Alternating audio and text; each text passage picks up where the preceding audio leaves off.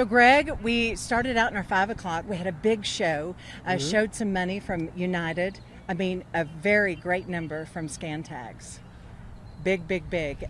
And we want people to know they can still do that through Sunday. Sure, and it's been kind of an amazing adventure for me out here tonight too, because I've seen how big this food drive is. Sure. And how important it is to the Panhandle and really all the people that it touches.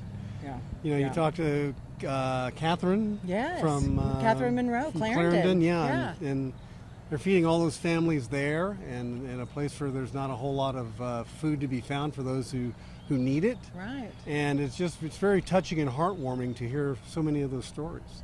Well, what I love, have you noticed tonight when people bring out donations or they bring out food, kids coming with them and how sweet. And we know that hunger is something, and Stacy talked about this earlier in the week.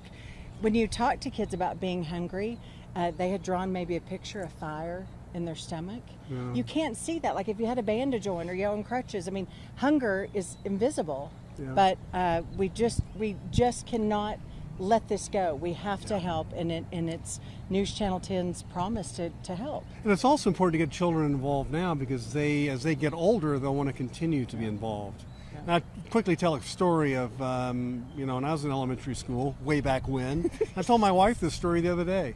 And I remember a kid named Dewey, and he would take food out of the garbage can at school. I guess we thought something about it. Yeah. But the kid wasn't being fed at home. Sure. And that was before a lot of the, Sure. help that would come through to feed kids like they do now. Sure. But you realize this has been around and ongoing for many, many decades. And this is the type of thing that helps it out, this sort of food drive. Well, that story, that says it. Yeah. Very, Yeah. very, very much. Here's how you can, if you aren't able to get out, maybe you're in Dumas, Dalhart, Perryton, Pampa, United. Get you some groceries and add on to your grocery bill with a scan tag, hpfb.org. You can just hit the donate button, and some great incentives we talked about. But please, any amount. It just takes all of us, so any amount, please. Really that easy. Also, they're looking for canned meat. Yeah. It's very important as well for the warehouse to restock canned meat.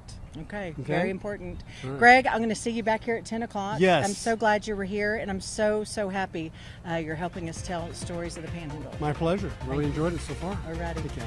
Bye, y'all. Have a good evening.